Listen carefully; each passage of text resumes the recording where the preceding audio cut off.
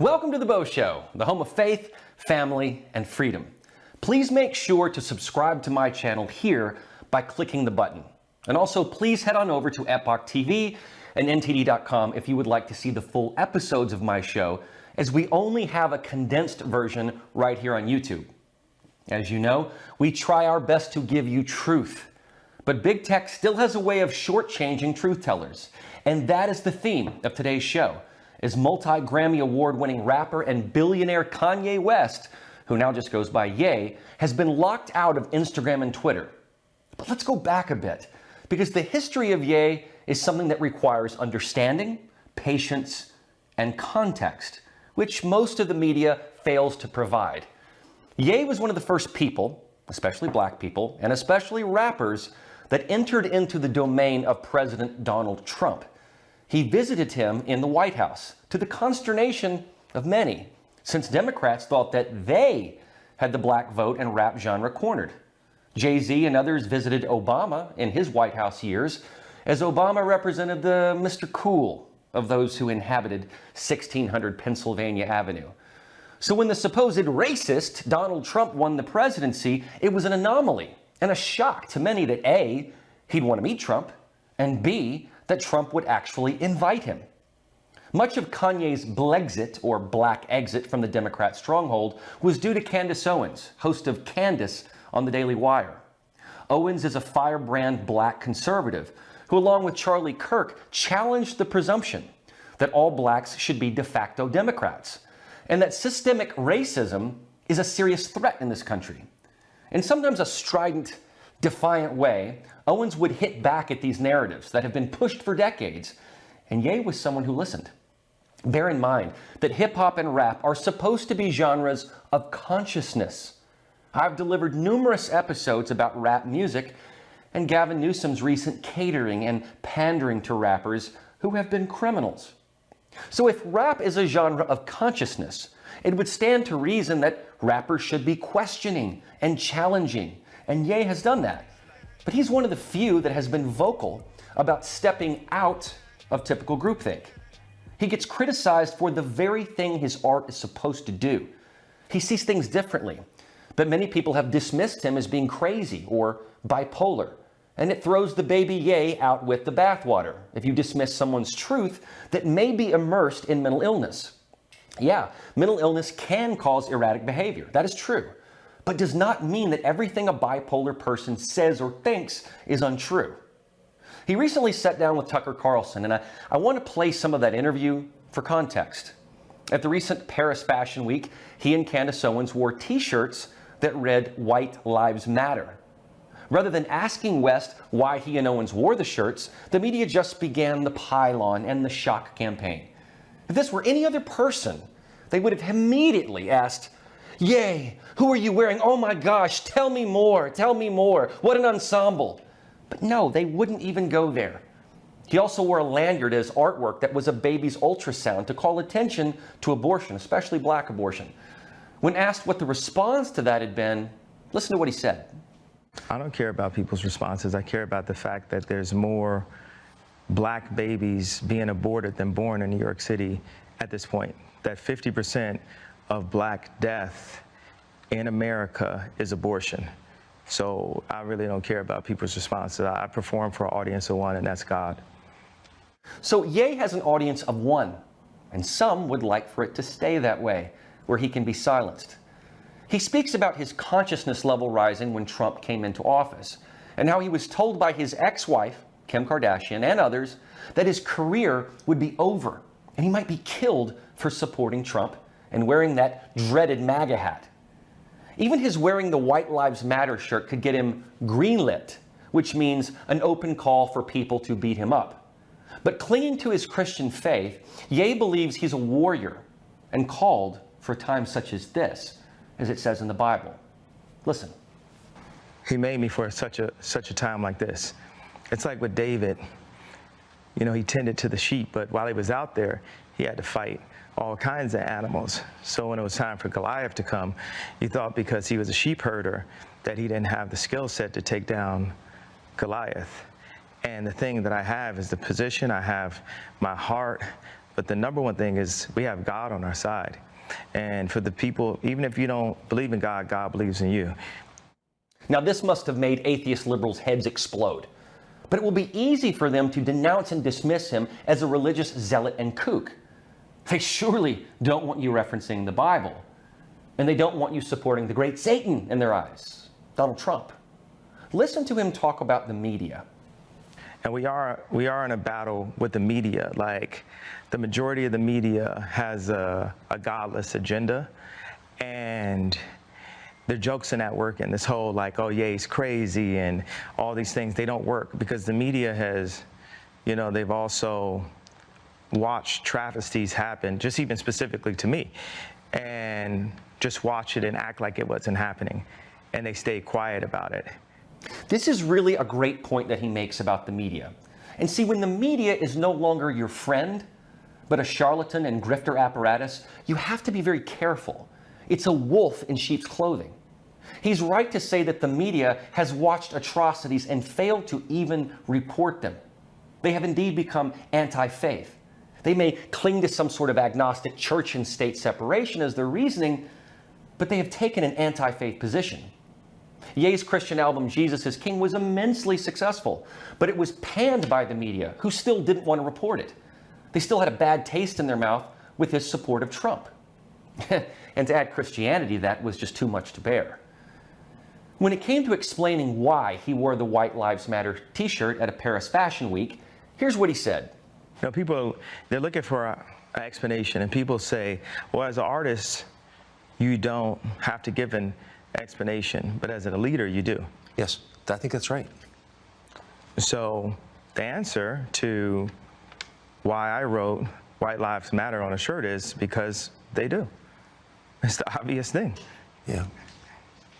Why do you think that's so, and I assume the implication is, of course, all lives matter because they're lives, because God created them. Yeah. Why do you think that that would be considered controversial?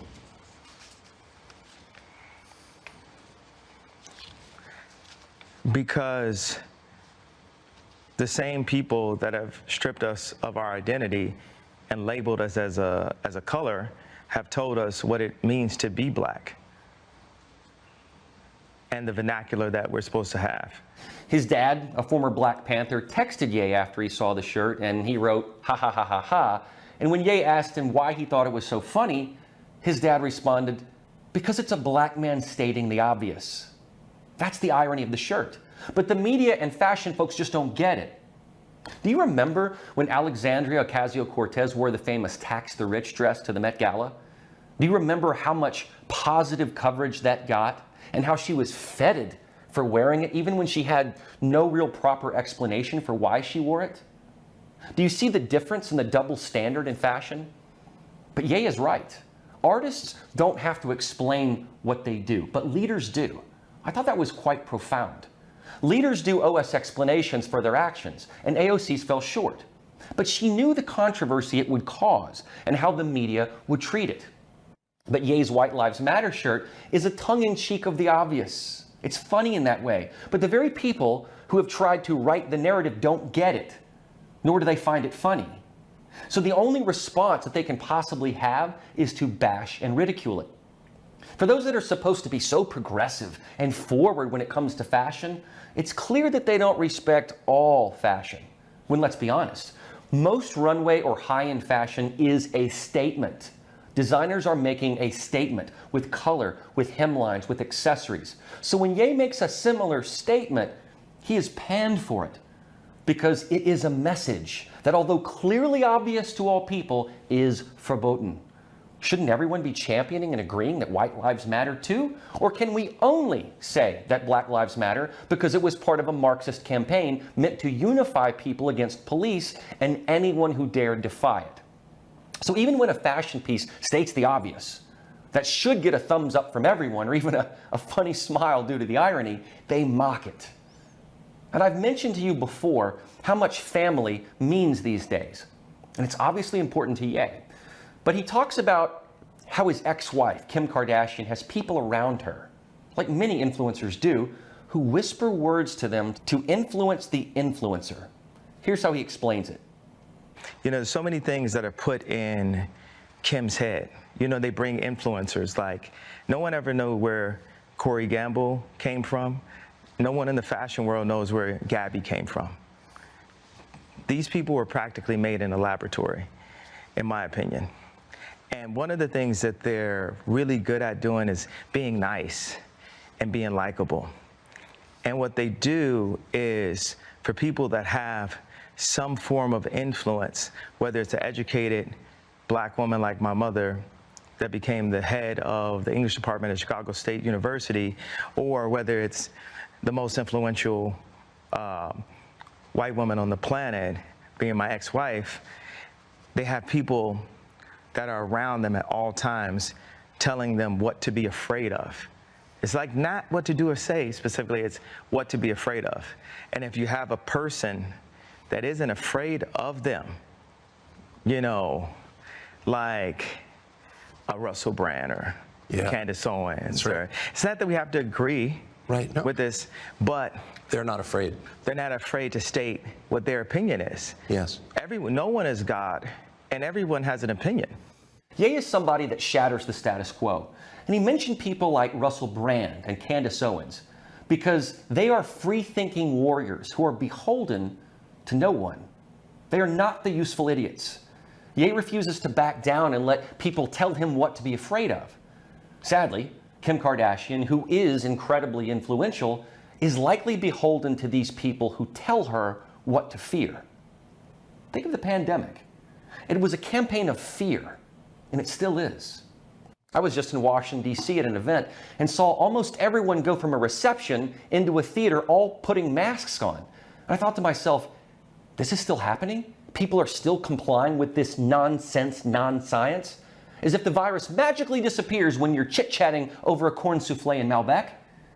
The pandemic was one massive mass formation psychosis experiment. And fear weakens people. It weakens the immune system. It weakens the spirit. This is how dictators like China's Xi Jinping rule, with an ironclad fist and fear. The entertainment industry is all full of influencers. Young girls grow up now not wanting to be a model, an actress, a doctor, or a CEO. They want to be a talentless influencer. They want to tout how many followers they have. But here's the rub. Being an influencer doesn't make you a leader. It's like the Bob Dylan song says.